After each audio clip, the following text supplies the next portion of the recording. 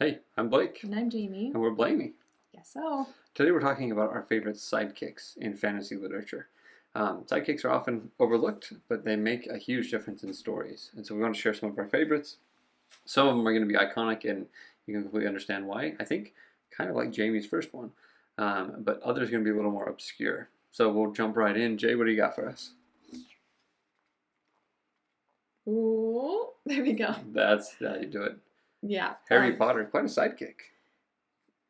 Harry Potter is the main character of the Harry Potter series. Gotcha. The sidekick I'm choosing is Hermione Granger. He just can't.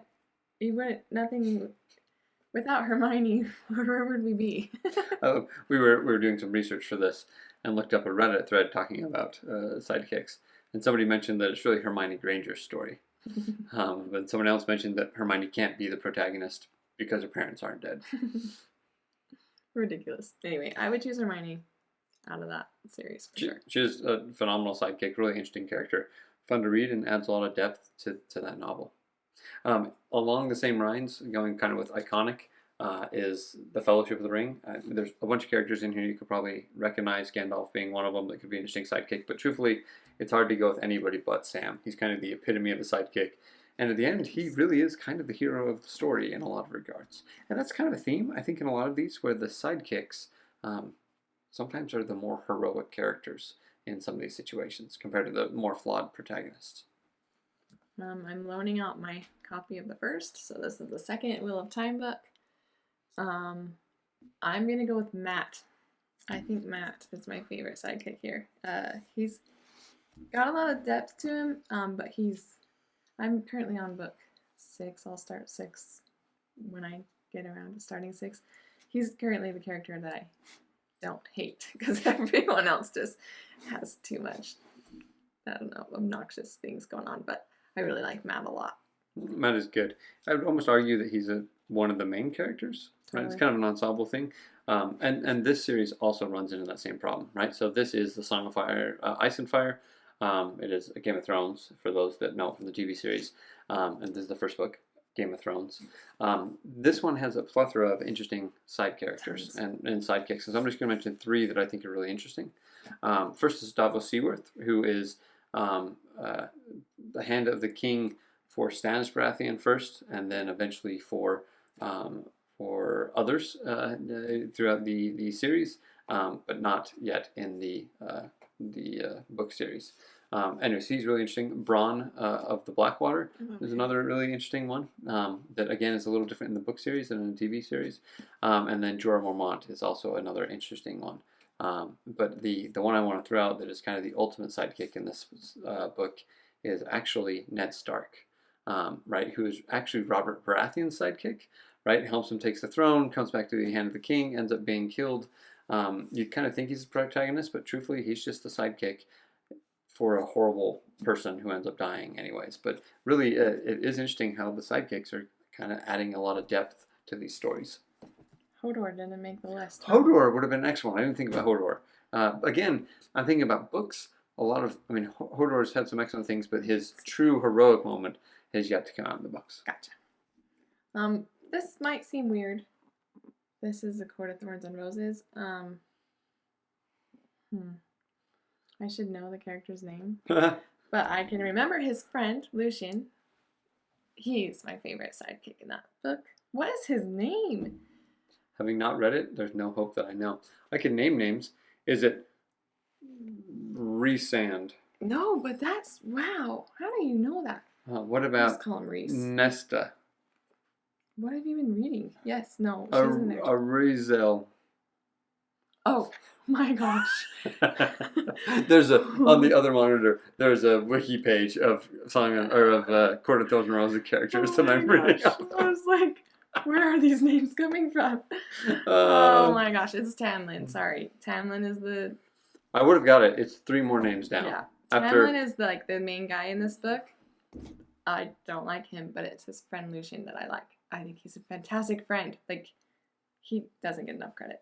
Oh, awesome. And I like him throughout, even though he loses. No, he's still a decent part of the books. Anyway, I'm sorry. No, you're good. The the last three I have, two of the last three, I think are quintessential sidekick books, and almost because they're more partnerships, it's a little, it's it's it's almost doing a disservice to call him a sidekick. But the first one I'm going to bring out is Lies of Locke Lamora. Locke Lamora, his sidekick, so to speak, is Jean. I call him Jean. Some people call him Jean. French, Jean. Tannen is the last name in it. Fantastic, interesting characters, interesting dynamic. You get inside of his head more, and so it's hard for me to say it's as much of a sidekick, but fantastic. Everything you'd want in a sidekick, he is it.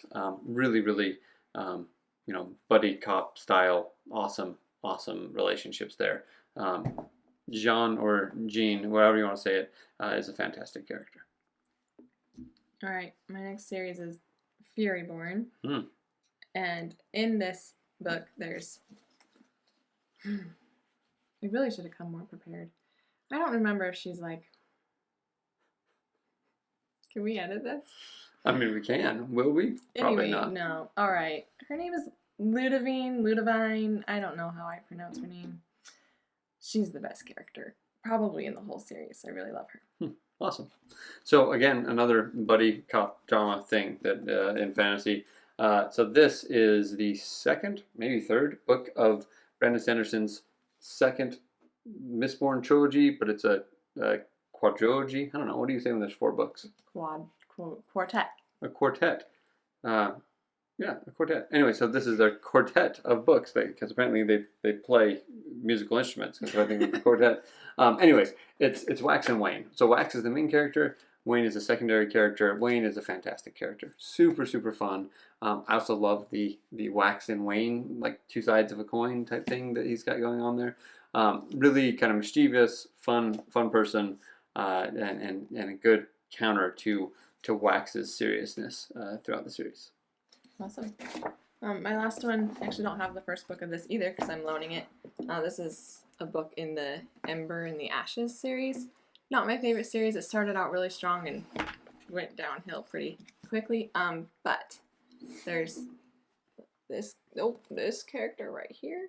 Helene is her name. Comes in and out of focus. I know. There you go. She's actually not a huge character in the first book, but I think starting the second book and then throughout the rest of the series, she has her own perspective, like her own chapters. Mm-hmm. And she is my favorite character in this series. She's a really good friend to Elias, helping him, go through his woes of being a teenager and being the child of this horrible person and trying to escape that. Anyway.